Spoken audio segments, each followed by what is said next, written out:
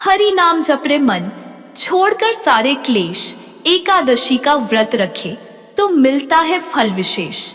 राधे राधे। हरे कृष्णा प्रिय माताओं बहनों, आज द्वादशी का दिन है।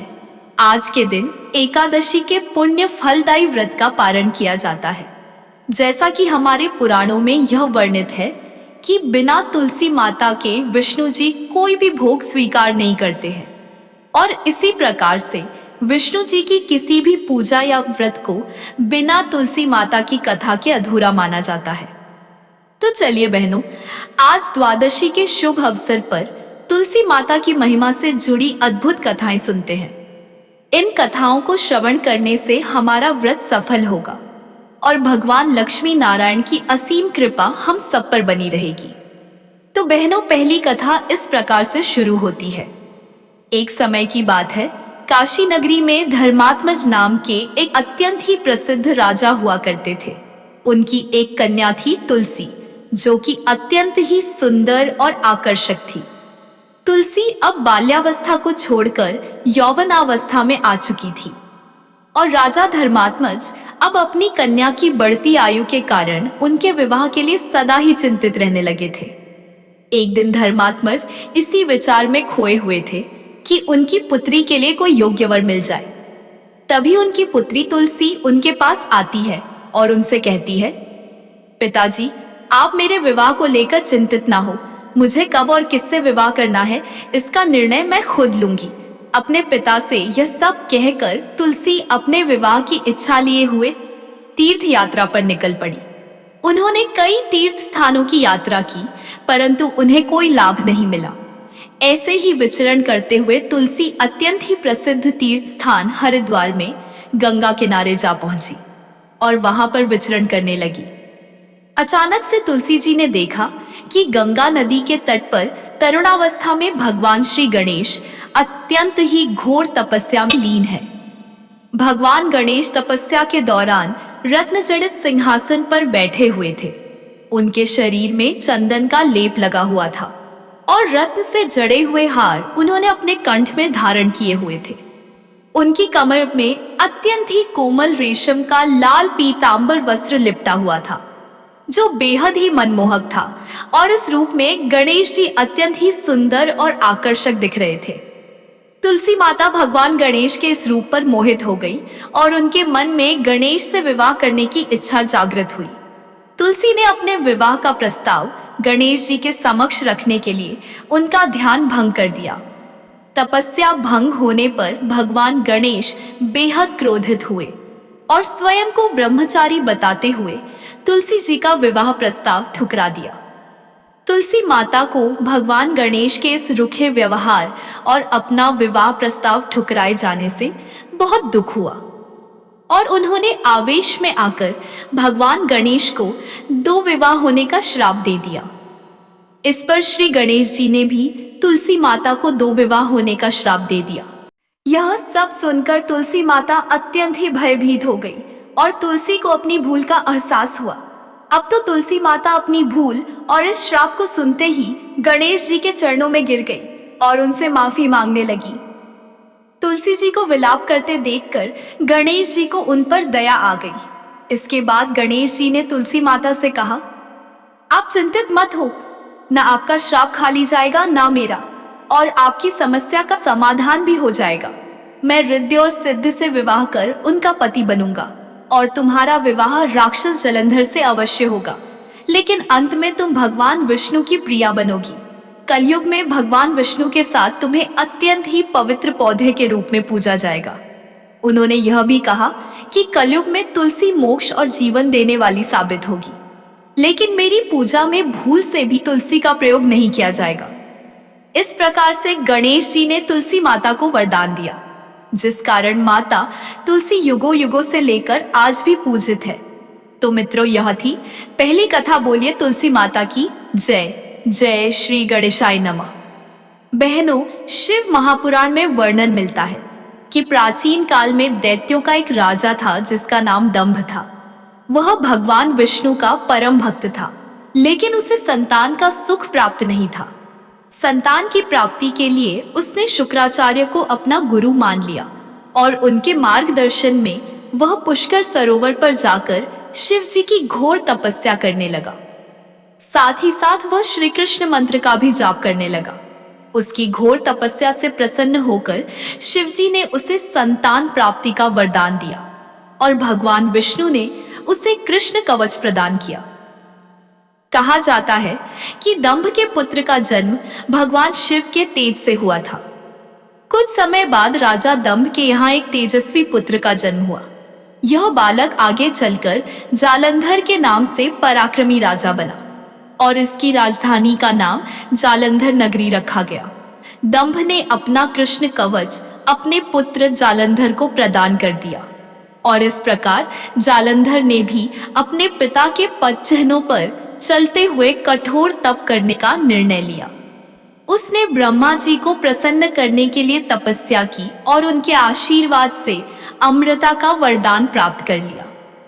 ब्रह्मा जी ने उसे यह वरदान दिया कि कोई भी देवता उसका वध नहीं कर सकेगा। इसके अतिरिक्त ब्रह्मा जी ने उसे सलाह दी कि वह बद्रीवन जाकर तपस्या कर रही धर्मध्वज की पुत्री तुलसी से विवाह कर ले। ब्रह्मा जी के निर्देशानुसार जब जालंधर विवाह के योग्य हुआ तो दैत्य राज की कन्या वृंदा का विवाह जालंधर से संपन्न हुआ। जालंधर ने तुलसी से विवाह किया और दोनों अपने जीवन को प्रेम पूर्वक व्यतीत करने लगे। जालंधर के पास अमृता का वरदान और भगवान श्री कृष्ण का कवच था। इस कारण उसकी शक्ति असीम थी। जालंधर एक क्रूर महाराक्षस था जो सदा ही अपनी सत्ता के मद में चूर रहता था। विवाहित होने बाद भी एक समय उसने माता लक्ष्मी को पाने की कामना से देवताओं से युद्ध करने का निर्णय लिया।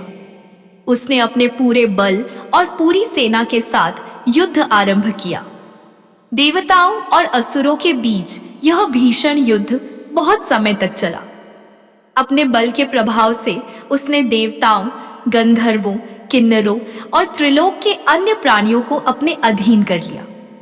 त्रिलोक पर उसके अत्याचार और शक्ति के आगे कोई भी टिक नहीं सकता था।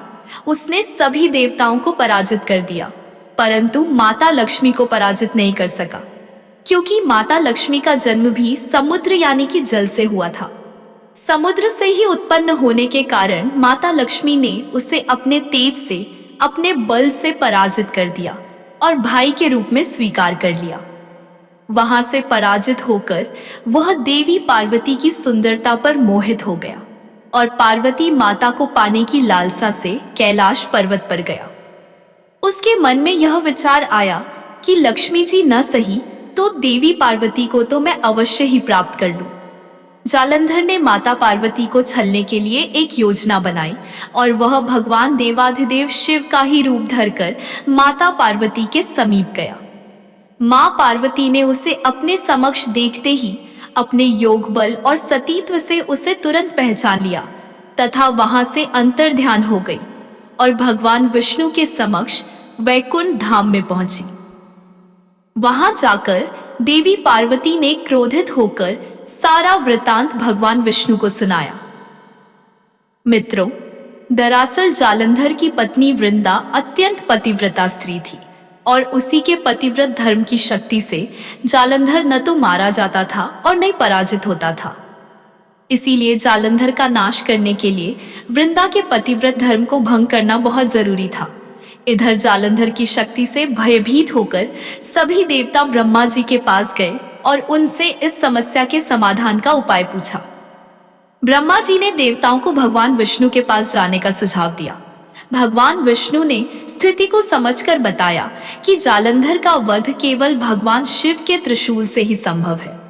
अतः सभी देवता भगवान शिव के पास गए और उनसे सहायता मांगी। भगवान शिव ने उनकी सहायता का आश्वासन दिया और अपने एक गण चित्ररथ को जालंधर के पास दूत बनाकर भेजा। चित्ररथ ने जालंधर को समझाने का प्रयास किया कि वह देवताओं को उनके अधिकार लौटा दे और अपने राज्य में लौट जाए, परंतु जालंधर ने इसे ठुकरा दिया और युद्ध करने की ठानी। इस पर भगवान शिव स्वयं युद्ध के लिए प्रस्थान कर गए। उनके नेतृत्व में देवताओं और दानवों के बीच भीषण युद्ध हुआ, लेकिन ब्रह्मा जी के वरदान के कारण जालंधर को कोई भी देवता पराजित नहीं कर सका। भगवान शिव ने अपनी शक्ति से जालंधर पर त्रिशूल चलाने का प्रयास किया, किंतु आकाशवाणी हुई कि जब तक जालंधर के पास भगवान श्री कृष्ण का कवच और उसकी पत्नी तुलसी का सतीत्व अडिग है, तब तक उसका वध संभव नहीं। यह सुनकर भगवान विष्णु ने वृद्ध ब्राह्मण का रूप धारण किया और जालंधर के पास जाकर श्री कृष्ण कवच का दान मांगा। भगवान के स्वरूप और उनके आने का उद्देश्य नहीं जानकर जालंधर ने सहजता से श्री कृष्ण कवच दान कर दिया। इसके बाद भगवान विष्णु ऋषि का वेश धारण कर वन में जा पहुंचे, जहां वृंदा अकेली भ्रमण कर रही थी। भगवान के साथ 2 मायावी राक्षस भी थे, जिन्हें देखकर वृंदा भयभीत हो गई। ऋषि रूपी विष्णु जी ने वृंदा के सामने छल करने के लिए अपने बल और तप से दोनों राक्षसों को भस्म कर दिया। उनकी शक्ति को देखकर वृंदा बहुत प्रभावित हो गई। वृंदा ने मन में विचार किया कि क्यों न मैं इनसे कैलाश पर्वत पर महादेव के साथ युद्ध कर रहे अपने पति जालंधर के बारे में पूछूं। ये इतने ज्ञानी मालूम पड़ते हैं, जरूर ही ये मेरी समस्या का समाधान करेंगे। ऋषि रूपी विष्णु जी ने वृंदा की बात को सुना और अपने माया जाल से 2 वानर प्रकट कर दिए। एक वानर के हाथ में जालंधर का सिर था तथा दूसरे के हाथ में उसका धड़ था। अपने पति की यह दशा देखकर वृंदा मूर्छित होकर गिर पड़ी। होश में आने पर उन्होंने ऋषि रूपी भगवान से विनती की कि वह उसके पति को जीवित कर दे।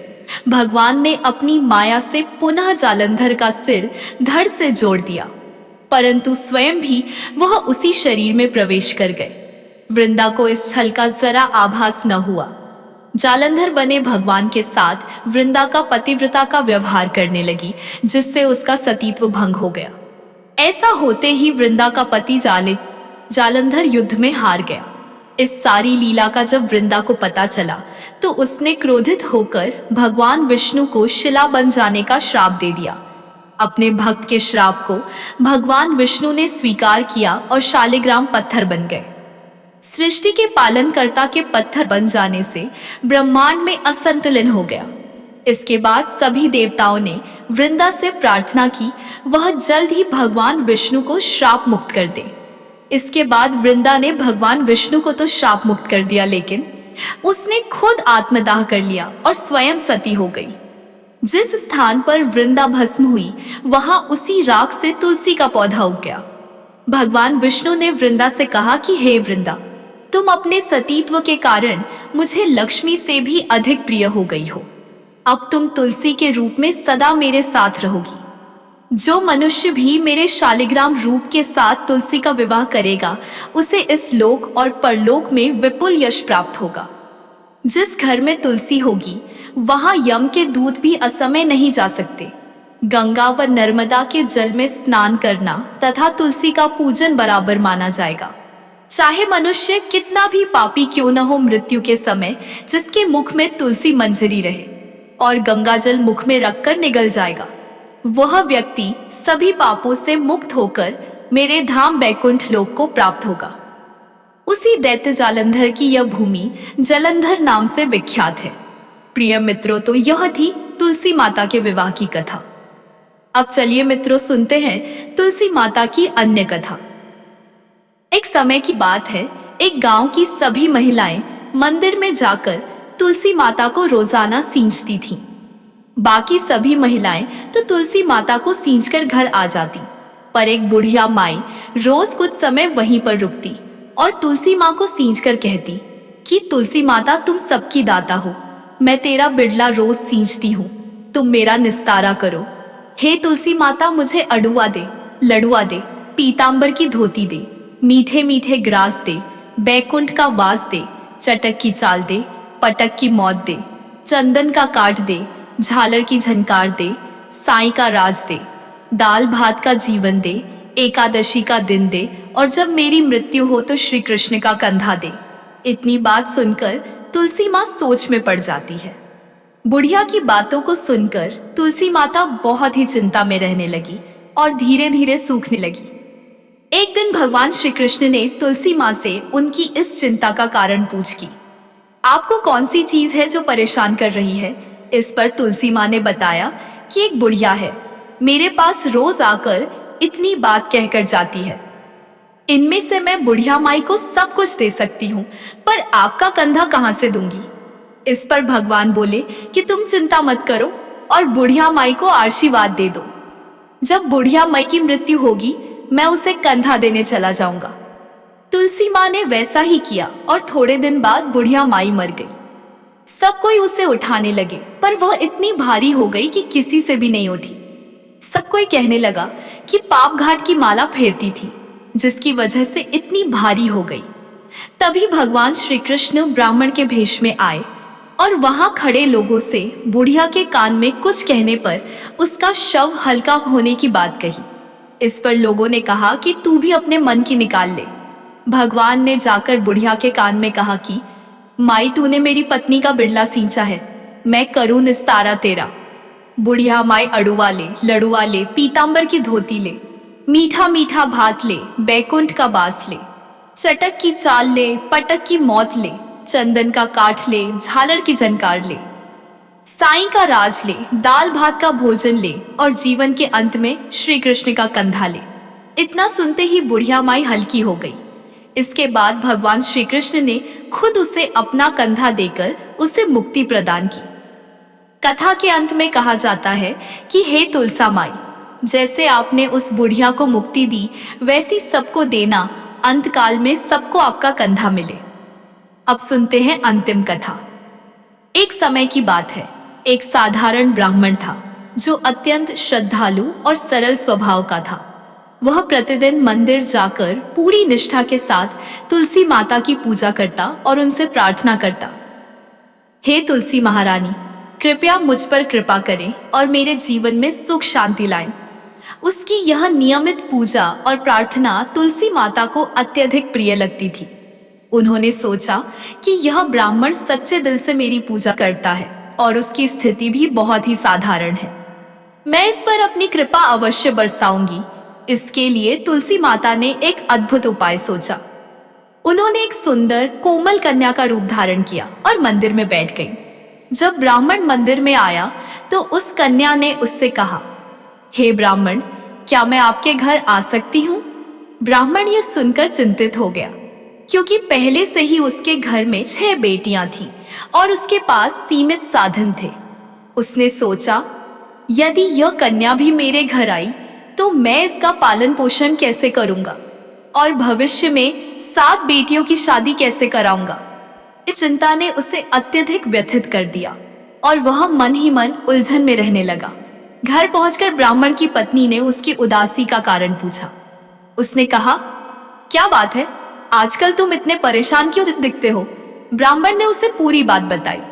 मंदिर में एक छोटी सुंदर कन्या बैठी है और वह कहती है कि वह मेरे घर आना चाहती है, लेकिन पहले से ही 6 बेटियां हैं और उनके विवाह की भी चिंता है। मैं कैसे 7वीं कन्या का भार उठा सकूंगा? इस पर उसकी पत्नी ने बड़ी स्नेह और समझदारी से कहा, तुम क्यों इतनी चिंता करते हो? अगर वह कन्या आना चाहती है तो उसे आने दो। हमारे पास पहले से 6 बेटियां हैं, एक और आ जाएगी तो क्या फर्क पड़ेगा? हम सभी बेटियों का विवाह एक साथ कर देंगे। ब्राह्मण को पत्नी की इस बात से कुछ संतोष हुआ। अगले दिन जब वह मंदिर पहुंचा तो उसने उस कन्या से कहा, बेटा, अगर तुम हमारे साथ आना चाहती हो तो चलो। ब्राह्मण उसे अपने घर ले आया। वह कन्या, जो वास्तव में तुलसी माता ही थी, ब्राह्मण के घर आते ही वहां अपार आनंद और समृद्धि का संचार हो गया। ऐसा लगा जैसे लक्ष्मी जी स्वयं उस घर में निवास कर रही हों। परिवार की सभी जरूरतें पूरी हो गईं और घर में धन धान्य की कोई कमी न रही। जब सभी कन्याएं विवाह योग्य हो गईं, तो ब्राह्मण ने वर खोजने का विचार किया। इस पर उस छोटी कन्या ने कहा, मेरे विवाह के लिए तुम शालिग्राम जी के मंदिर में जाकर उनसे कहो कि वे मेरी बारात लेकर आए। बाकी मेरी बहनों के लिए अपनी इच्छा से वर ढूंढ लेना। ब्राह्मण ने ऐसा ही किया और आश्चर्यजनक रूप से तुलसी माता की कृपा से विवाह के सारे प्रबंध, जैसे आभूषण, वस्त्र, भोजन आदि, स्वयं ही जुट गए। तुलसी माता की सभी बहनों का विवाह धूमधाम से संपन्न हुआ और तुलसी माता की कृपा से ब्राह्मण का घर धन धान्य से भर गया। ब्राह्मण को यह सब देखकर समझने में तनिक भी देर नहीं लगी कि उनकी 7वीं पुत्री स्वयं माता तुलसी है और उनकी ही कृपा से उसको सुख समृद्धि प्राप्त हुई। मित्रों, यह कथा हमें सिखाती है कि सच्चे मन से ईश्वर की भक्ति करने वाले को ईश्वर कभी खाली हाथ नहीं लौटाते। उनकी कृपा किसी भी रूप में हमारे जीवन में सुख और समृद्धि ला सकती है। कथा समाप्त हुई। अगर आपको हमारी वीडियो अच्छी लगी हो तो एक लाइक जरूर करें और ऐसी ही कथाएं सुनने के लिए चैनल को सब्सक्राइब जरूर करें। धन्यवाद।